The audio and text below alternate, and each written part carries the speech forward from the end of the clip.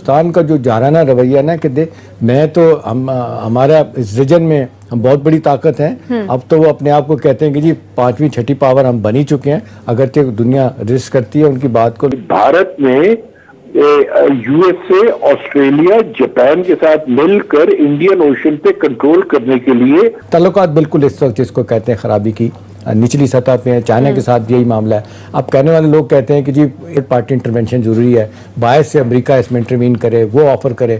ہندوستان مانتا نہیں ہے، وہ کہتا ہے کہ جی جس طریقے سے شملہ ایگریمنٹ کے تحت یہ طے ہو چکا تھا کہ یہ مسئلہ بائیلیٹری حل ہوگا، تیسری فورس باہر سے نہیں آئے گی، بائیلیٹری جو بیٹھنا نہیں چاہتا، تیسری قوت کو باہر کی آنا چاہتی، اس کو شامل نہیں کرنا چاہتا، ظاہر ہے لیکن یہ سب ایشو ایک عالمی طور پر بھی سب کے سامنے ہے، تو پھر وہ لوگ اس کو کیوں نہیں کاؤنٹر کرتے؟ دیکھیں بات یہ ہے کہ دنیا اس پہ باتیں کر رہی ہے، یہ نیوکلیر فلیش پوائنٹ اس ریجن کو کہا جاتا ہے، اور لیکن سوال یہ ہے کہ اس میں اب ضروری ہو گیا کہ باہر سے تھرڈ پارٹی انٹرونشن ہو، ثالثی کے لیے کوئی کہے، جس طرح پریزیڈنٹ ٹرمپ نے 2-3 دفعہ کہا ہے لیکن اس پہ عمل درآمد نہیں ہو سکا۔ اس وقت جو چین کا اور بھارت کا جو جھگڑا چل رہا ہے اس کی وجہ سے یہ ہے کہ بھارت میں 66 انفراسٹرکچر پروجیکٹس جو ہیں وہ لداخ کے ایریا میں بنا رہا تھا، اس کی وجہ سے ان کے لیے بے حد آسان ہو جانا تھا کہ وہ کسی بھی طور پر جا کر آپ کے گلگت بلتستان میں کسی قسم کا مس ایڈونچر کر سکتے تھے۔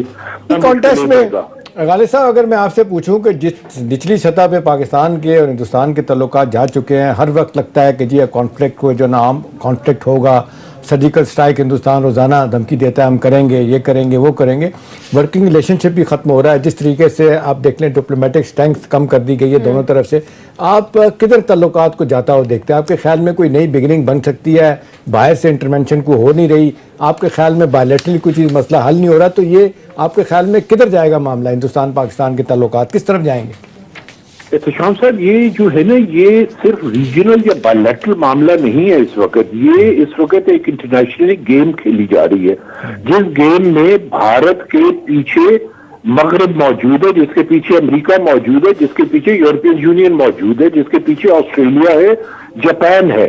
آپ یہ دیکھیں کہ بھارت میں U S A, Australia, Japan کے ساتھ مل کر انڈین اوشن پہ کنٹرول کرنے کے لیے آج سے کچھ برس پہلے جو انہوں نے ایک فورس بنائی تھی، کوارڈینیٹرل فورس، اس کی وجہ سے جو صورتحال تھی وہ جس کا سارا اثر جو ہے نارتھ پہ اب لداخ کے ایریا میں جا کے پڑا ہے، وہ اس لیے پڑا ہے کہ یہ چیز نظر آ رہی ہے سب کو کہ اگر آج یہاں ڈرائی رن کیا ہم نے اپنا سمندروں میں تو کل کو کیا پہاڑوں پہ ہم قبضہ کر سکتے ہیں؟ بھارت کی تو جو خواہش ہے وہ یہ ہے کہ اپنے آپ کو کسی طرح منی سپر پاور بنا لے۔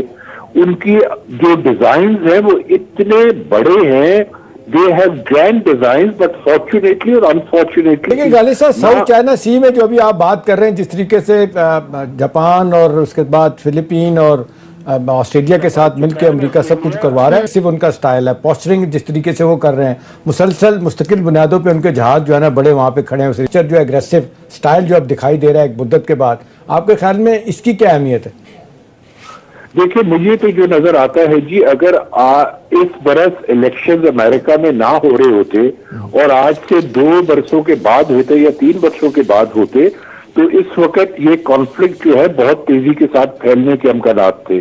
اب چونکہ وہاں اس وقت الیکشنز ہونے والے ہیں تو 2 صورتحال ہیں جس کے تحت امریکی صدر جو ہیں ڈونلڈ ٹرمپ وہ ایک نئی ٹرن لے سکتے ہیں۔ پہلی کیا ہے کہ وہ ایران کے خلاف کسی قسم کا ایڈونچر کریں، دوسری کیا ہے کہ وہ بھارت کی کھل کر سپورٹ کریں اور چین کے خلاف کسی قسم کا مس ایڈونچر کریں۔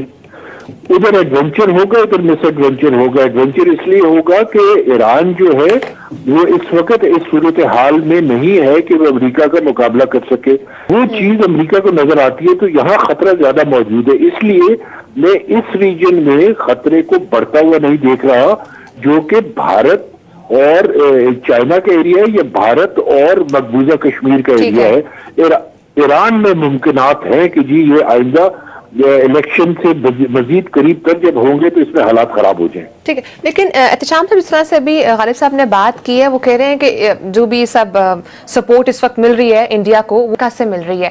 تو اس پر جس طرح امریکہ بار بار ثالثی کی پیشکش کر رہا ہے، تو وہ پھر کیا گیم چل رہی ہے پیچھے؟ پھر امریکہ سامنے اسکرین پر آ کر بار بار ثالثی کی پیشکش کر رہا ہے، کیا فائدہ ہوا؟ دیکھیں، دو تین چیزیں بڑی اہم ہے اس حوالے سے. جس طرح غالب صاحب نے بتایا کہ پریزیڈنٹ ٹرمپ جو ہے نا، ان کو نومبر میں جو ان کا دوسری ٹرم کے لیے الیکشن ہو رہا ہے، وہ پوری ان کی کوشش ہے کہ میں الیکشن جیت جاؤں. سوال یہ ہے کہ سارے معاملے میں امریکہ ایکٹیولی کیوں نہیں سامنے آتا، کیوں نہیں فورس کرتا ہندوستان کو؟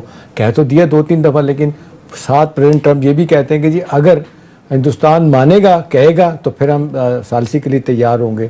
ان تو وہ کہتے ہیں دونوں پارٹیاں میں کہیں، امریکہ یہ کہتا ہے، لیکن ہندوستان منع کر دیتا ہے. وہ کہتے ہیں جی ہم نے نہیں کرنا، یہ ہمارا معاملہ ایسا ہے کہ ہم بائیلیٹرلی دو طرفہ طور پہ حل کریں گے، شملہ ایگریمنٹ کے تحت، لاہور ڈکلیریشن کے تحت. پاکستان یہ کہتا ہے کہ ہم نے بڑی کوشش کر لی، ہم نے جس طریقے سے آپ کو بیک ٹو بیک کہتے ہیں بے شمار ہم نے آپ کو آپ کی باتیں مانی. مشرف کے زمانے میں بات چیت جب شروع ہوئی تھی، پاکستان کا 50 سال کا ایک سٹینڈ تھا جو پاکستان نے چھوڑا. پاکستان یہ کہتا تھا کہ جی جب تک کشمیر پہ بات نہیں ہوگی، کوئی تجارتی بات نہیں ہوگی، کوئی تجارت یا اور معاملات پہ بات نہیں ہوگی. ہندوستان کہتا تھا نہیں، پہلے ٹریڈ پہ بات کریں گے، کشمیر کو چھوڑیں. تو پاکستان اپنے نقطہ سے پیچھے ہٹا تھا. ٹھیک ہے نا. اس کے باوجود ہم نے دیکھا کہ جس طریقے سے پاکستان کے ساتھ ان کے ڈفرینٹ راؤنڈ ہوتے رہے، ٹاکس ہوتے رہے، وہ اس پہ ہندوستان نہیں آیا اس طرف. ہندوستان کا نقطہ نظر یہ ہے کہ پاکستان کشمیر کو بھول جائے. جو جب ہم اقوام متحدہ میں بات کرتے ہیں تو بھارت اتنا اگریسو کیوں ہو جاتا ہے؟ ہندوستان کا جو جارحانہ رویہ نا کہ میں تو ہمارا اس ریجن میں ہم بہت بڑی طاقت ہیں. اب تو وہ اپنے آپ کو کہتے ہیں کہ جی 5ویں 6ٹھی پاور ہم بن ہی چکے ہیں، اگرچہ دنیا رجسٹ کرتی ہے ان کی بات کو.